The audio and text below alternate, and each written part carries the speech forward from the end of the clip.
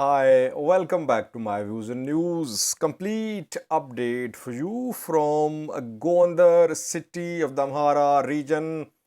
Fano fighters entered Gondar. We know that. I did a video a few hours ago.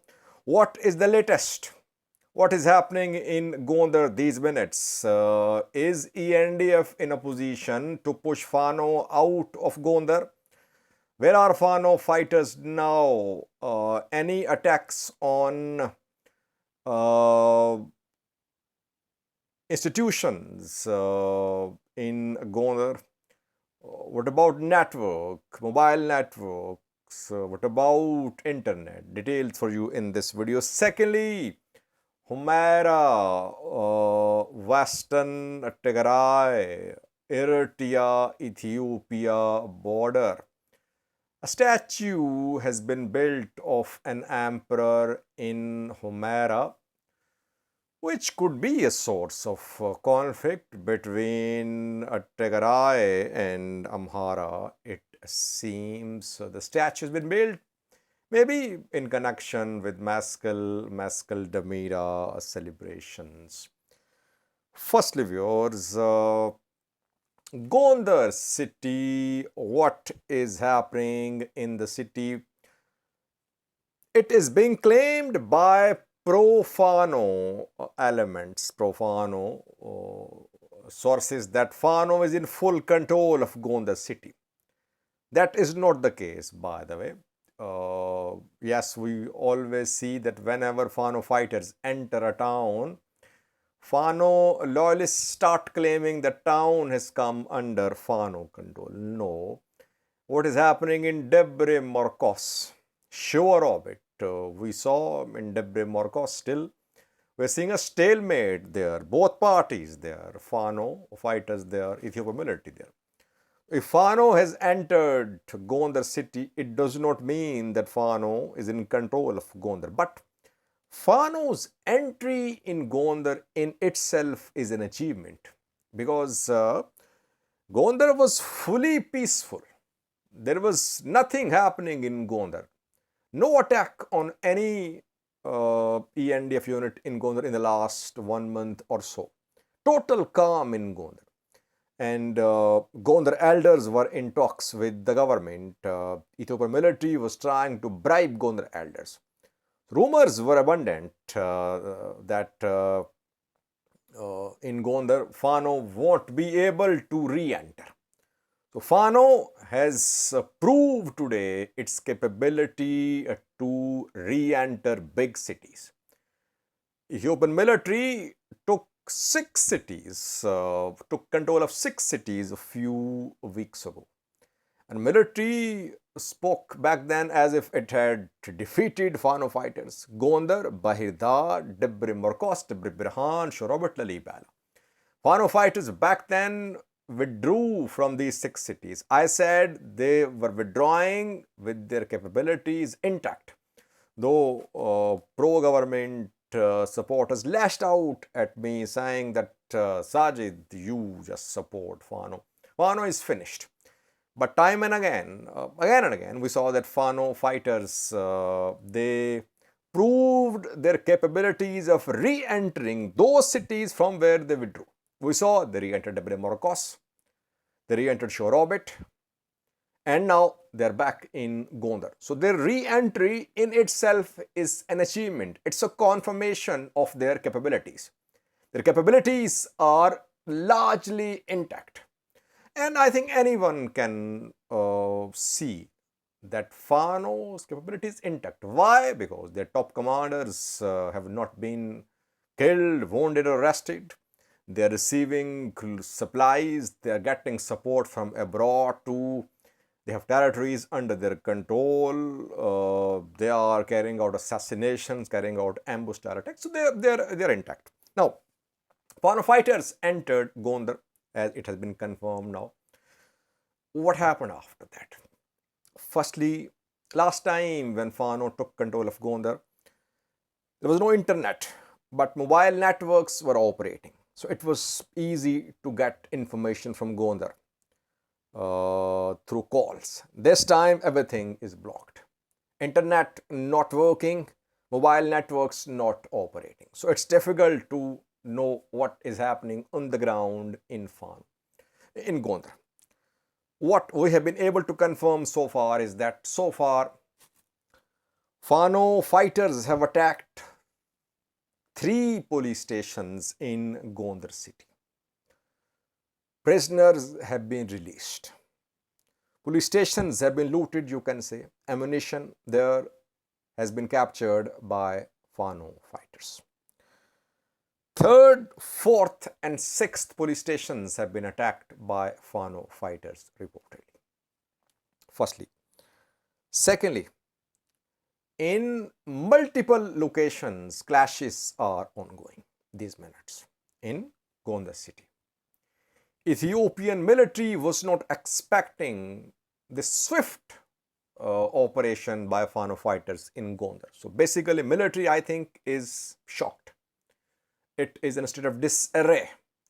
It will take some time to organize itself, to understand what happened. So military is in a disarray, we can say, but we cannot say military has left Gondar. It is out of Gondar. No.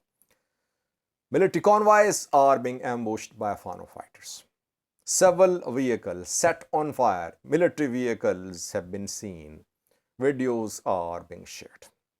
Militia members who are supporting military, they are being attacked by Fano fighters. One militia head has been killed. Now, what we fear most is that there could be bloodshed in Gondar at the hands of Fano against Fano. Because some people in Gondar changed sides, or the Amharas or Kemmats, we don't know. But I think Fano fighters could try to target those people in Gondar city. So this time, Fano's entry in Gondar is very dangerous. They would like to get assurance from the players in Gondar, the religious leaders, elders, etc., that these people are supporting Fano. And if they believe that there are some people who are fully supporting military and government, we could see action by Fano against those people. It's urban warfare in Gondar, obviously civilians in danger. There is fear of civilian casualties and crossfire. Unarmed youths are supporting Fano fighters. We have received videos, pictures showing unarmed youth for different reasons. Yes, they're mobilized to, Fano has managed to mobilize youths in Amhara. Secondly, people are disgruntled. Rising cost of living, unemployment, lots of issues. Youth frustrated. Whenever they see some group as fighting against the government, they support the group. Large scale support among youths for Fano being confirmed to us by people, neutral people. So that is what is happening on the ground. So far, Fano fighters have taken control of territories in Gondar. It's difficult to say how long will they stay there and what is their ultimate objective. But Gondar needs to be monitored. Another blow to Ethiopian government's narrative, Amhara government's narrative that say things under control in Amhara. Aragakabbe said there was occasional guerrilla war in some places in Amhara. This is occasional guerrilla war. That heart of Amhara is under Fano trying to take control of Gondar. Secondly, viewers, a monument has been built in Humera, which could be a source of conflict between Tigray and Amhara. Humera is a disputed territory, disputed city between Tigray and Amhara region. It is in western zone. People say don't call it Western Tigray. Amharas call it Humera Volka Sagade. Tigrayans call it Western Tigray. I don't support this region to be part of Tigray or Amhara. I just report. Since this zone was part of Tigray before the start of war, so I call it Western Tigray. It does not mean I want this region to be part of Tigray. In Humera, a monument has been built with image of Emperor Theodorus. you can see the monument at a square in Humera. This monument has been built.